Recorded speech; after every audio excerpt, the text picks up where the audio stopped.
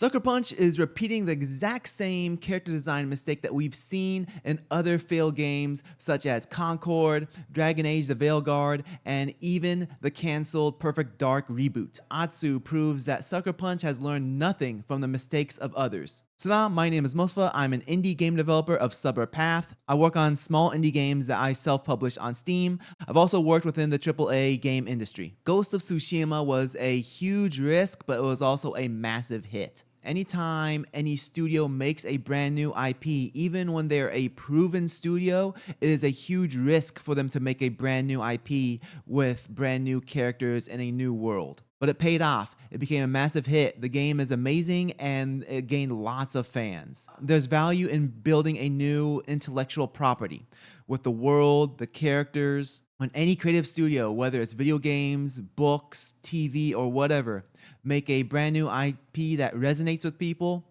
it's valuable for them to build off of that and make more. It's basically easy money. But when you make a semi-sequel that's loosely tied to the original, then you're still taking a huge risk. Ghost of Yotei takes place 300 years later, so the timeline has shifted drastically, a new protagonist, and a new cast of characters. So it makes it a huge risk because it's not retaining any of the characters. When it comes to world building, characters are more important than the actual world itself. Sucker Punch has been showing the game off recently. We got to see lots of gameplay video, and there's no doubt that the game is going to play just as well as Ghost of Tsushima. What makes it questionable though is why did they decide to change the character up, and also why they decided to go with this specific design. Video games are a visual medium, and first impressions matter. We process with our eyesight faster than all our other senses, so we judge with our eyesight first. We have an opinion based on the visuals before we get to play the game or hear about the story.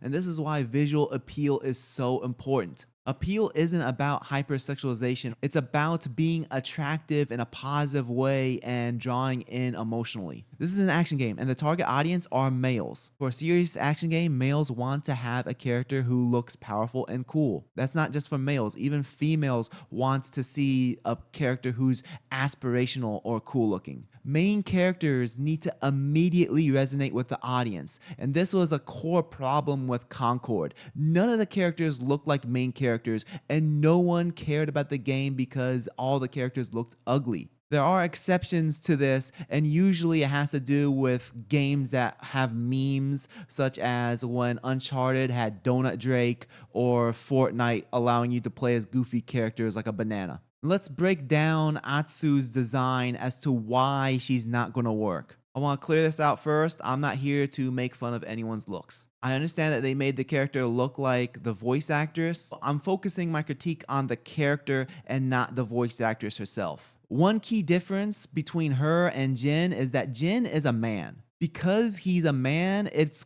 automatically assumed that he's tough and he's capable of himself. Whether you like it or not, men and women give off different reads. Female characters don't automatically benefit from the visual shorthand that male characters give off immediately. So the designers have to work harder to make sure that they communicate that she is capable of herself, that she's tough, and that she has the right personality. And Atsu's design does not communicate that at all. When we look at her, we see a middle-aged woman that looks tired and doesn't look compelling. The defense that people have been throwing around is that they didn't have makeup back then. And that's not what I'm saying. I'm saying that an aging woman who has bags under her eyes does not sell the idea that she is a tough fighter. If we want to talk about realistic, then let's look at her default outfit. She has a very bright yellow shirt. Yellow is often used on hazard signs because it's bright and it draws attention. This is not the color you want to use when you're trying to sneak around. I'm not an expert on the clothing that was worn during this time period,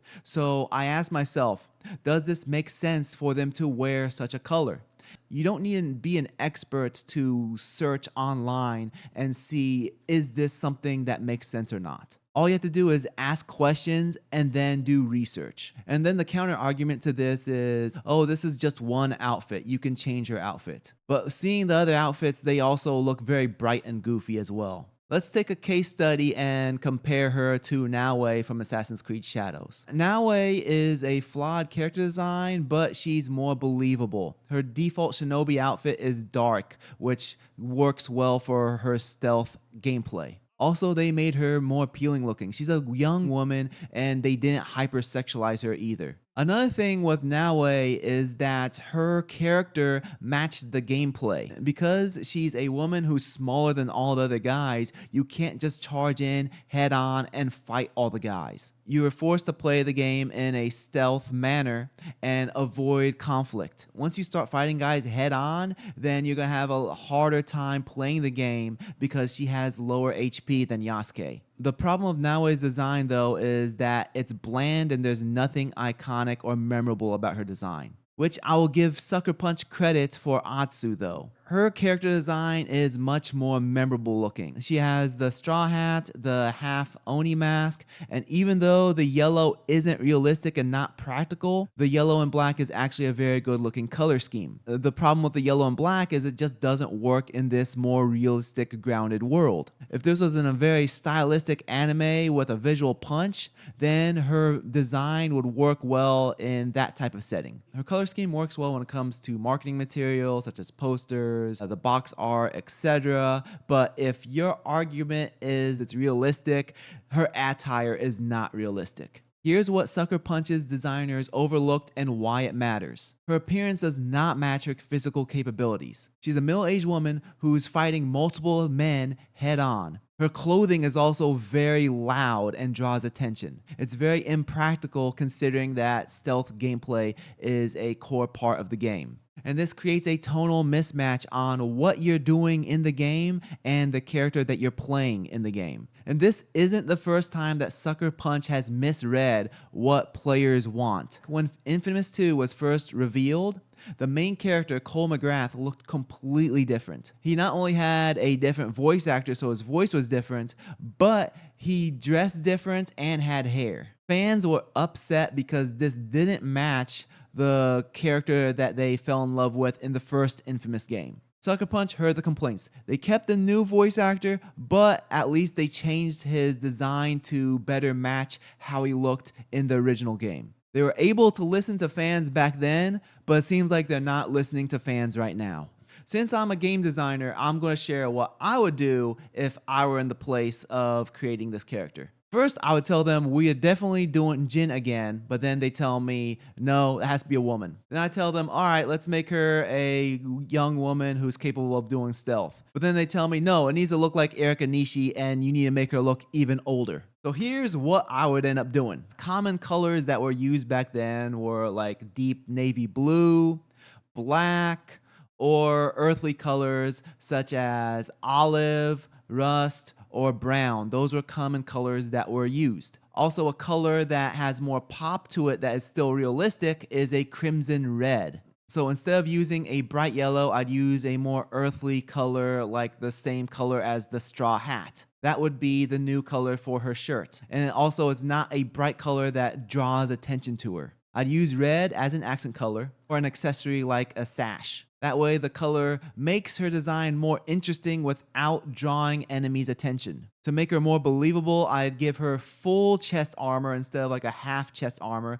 and also shoulder guards as well. This will help give her a more iconic silhouette. Rather than giving her a half Oni mask, I'd give her a full Oni mask. This way we don't have to worry about glamorizing her or sexualizing her, and also it adds mystery to her opponents. They don't know that they're fighting a woman. Of course, this is not a final design. This is where I would start with, and also there'd be lots of revisions to the character. An issue I can see right off the bat that I would have to look more into is, would the armor be too heavy for her? I don't know. I'm not a historian. This would be something that I would have to look into. Also, I'd want to add some sort of asymmetry to make her more interesting than this. But this would be a start. I see people argue online that female characters need a completely different set of animations, and this is not true. While it's true that her character needs custom animations for the cinematics and the voice actress will perform those for the cinematics, but as far as the gameplay goes,